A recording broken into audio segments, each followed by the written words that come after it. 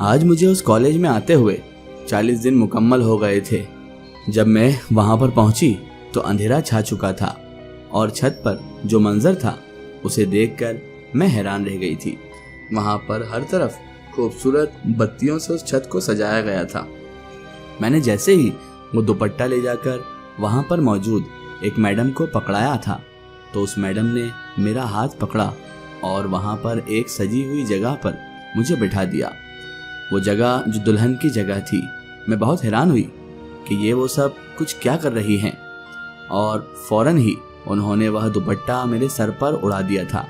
मैं ये सारा मंजर देखकर हैरान थी कि ये सब कुछ क्या हो रहा था। अचानक से ही कुछ लोग जमा हो गए थे, कुछ औरतें जिनके चेहरे घूंघट से ढके हुए थे और वह बहुत सारी चीज़ें लेकर मेरे सामने मौजूद थी। किसी के हाथ में महंगे से महंगे जेवरात थे और किसी के हाथ में खूबसूरत जोड़े थे जो उन्होंने लाकर मेरे आगे रख दिए थे।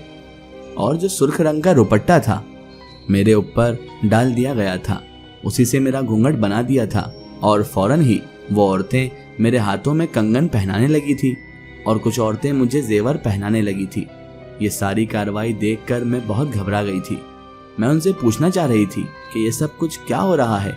थोड़ी ही देर गुजरी थी जब हमारे कॉलेज का चौकीदार मेरे बराबर में आकर बैठ गया था और वह भी बिल्कुल ऐसे ही तैयार था जैसे यहाँ पर किसी की शादी हो। किसी और की क्या, ऐसा लग रहा था कि जैसे इसी इंसान की यानी चौकीदार की ही शादी है। मुझे कुछ कुछ समझ आ रहा था कि ये सब कुछ क्या हो रहा है। जब मैंने पूछा तो उनका कहना था, अब से थोड़ी देर बाद मेरा इसके साथ निकाह होने वाला है। ऐसे कैसे कोई किसी से निकाह कर सकता है और ऐसे कैसे कोई किसी का निकाह थोड़ी ना करवा सकता था। मैं तो ये निकाह किसी भी सूरत में नहीं करना चाहती थी और अपने अम्मा अब्बा के बगैर मौजूदगी के, मैं और उनकी इजाज़त के बगैर तो ऐसा करने का सवाल ही पैदा नहीं होता था। मैं फ़ौरन उस जगह से उठकर भागना चाहती थी, लेकिन वो सारी औरतें मेरे इर्द गिर्द इस तरह से बैठी हुई थी कि वो मुझे यहाँ से उठने भी नहीं दे रही थी। उनका कहना था कि जब तक ये निकाह नहीं हो जाता मैं यहाँ से कहीं नहीं जा सकती थी। लेकिन इससे पहले कि ये सब कुछ होता मैंने अपने आप को बड़ी मुश्किलों से वहाँ से आज़ाद करवाया था और नीचे की तरफ भागी थी। जब मैं नीचे की तरफ आ रही थी तो मेरी निगाहें ऊपर ही थी।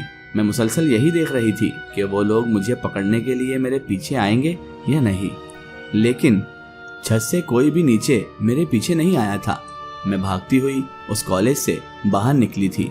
उस कॉलेज के आसपास बिल्कुल अंधेरा और वीरान जगह थी। दूर दूर तक कोई इंसान मौजूद नहीं था और जंगल में अजीबोगरीब किस्म की जानवरों की आवाज़ें सुनाई दे रही थी जो किसी भी इंसान को मजीद खौफ में मुब्तला कर सकती थी।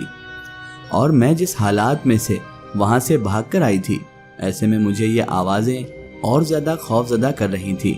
मेरा जो यहाँ का रोज़ का आना जाना था, लेकिन आज मुझे रास्ता समझ नहीं आ रहा था कि मुझे किस तरफ जाना है और किस तरफ नहीं। मैं बेमकसद भागते जा रही थी और आखिरकार बड़ी मुश्किलों से मैं अपने घर पहुंची थी। अम्मा अब्बा मुझे इस तरह से देखकर परेशान थे। उनका कहना था कि वो काफ़ी देर से मुझे तलाश कर रहे हैं, लेकिन मेरा कुछ पता ही नहीं था। मैंने उनसे झूठ बोल दिया था। उनसे यही कहा था कि मुझे कॉलेज में कोई ज़रूरी काम था, इसलिए आने में देर हो गई थी। मैंने उन्हें हकीकत नहीं बताई थी कि वहाँ पर क्या कुछ हुआ था और उसके बाद मैंने कॉलेज जाना मुकम्मल तौर पर छोड़ दिया था। जब भी अम्मा मुझसे पूछती थी तो मैं कोई ना कोई बहाना बनाकर उन्हें टाल देती थी।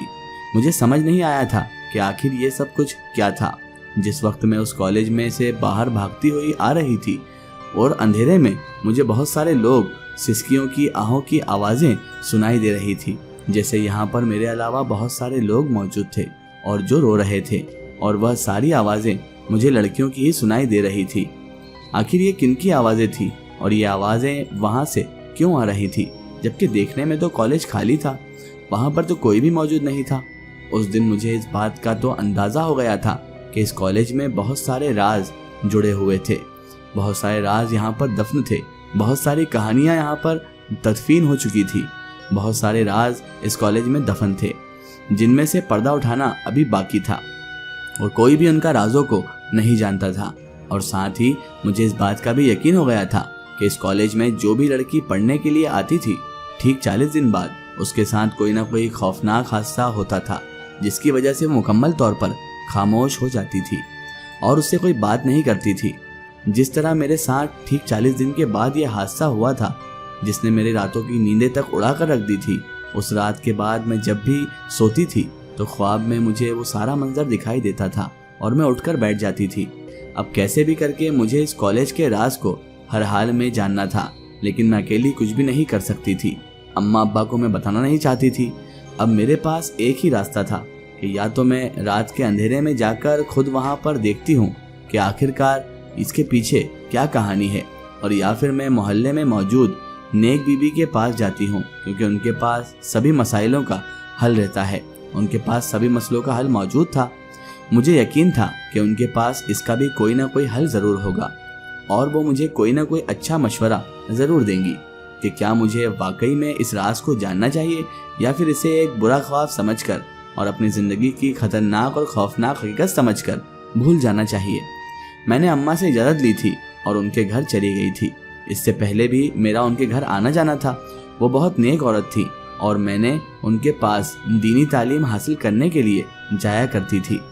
मुझे उनके साथ बैठकर वक्त गुजारना बेहद पसंद था और कुछ अरसा पहले ही उन्होंने एक लाल रंग का धागा मेरे हाथ में बांधा था और यही कहा था कि ये हर बुरी चीज़ से मेरी हिफाजत करेगा।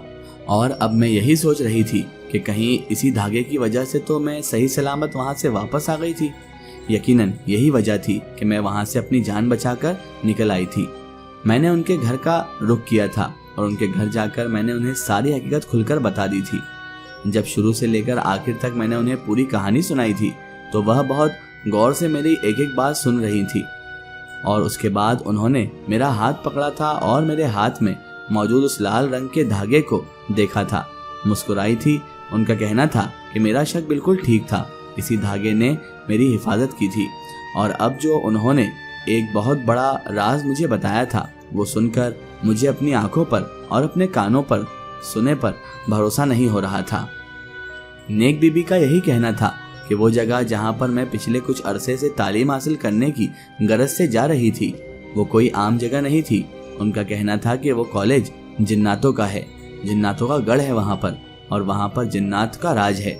वहाँ की मैडम से लेकर चौकीदार तक सभी जिन्नात ही हैं। और उसके साथ उनका ये भी कहना है, वहाँ पर जो भी लड़कियाँ पढ़ने के लिए जाया करती थी, ठीक 40 दिन के बाद उन लड़कियों का उन जिन्नात से निकाह करवा दिया जाता था और उसके बाद उन लड़कियों को वहाँ पर कैद कर दिया जाता था, जबकि जिनजादियाँ उनके रूप में उनके घर जाकर रहने लगती थी। इसलिए तो जो भी लड़कियाँ वहाँ पर तालीम हासिल करने के लिए जाती थी, ठीक 40 दिन के बाद वो लड़कियाँ किसी से ज़्यादा बातचीत नहीं करती थी, क्योंकि वो सारी लड़कियाँ हकीकत में वो नहीं होती थी, बल्कि जो वहाँ जाती थी उन्हें तो वहाँ कैद कर दिया जाता था। ये उनके रूप में जिनजादियाँ होती थी। इसका एक स्टोरी हम देखेंगे इसके अगले पार्ट में।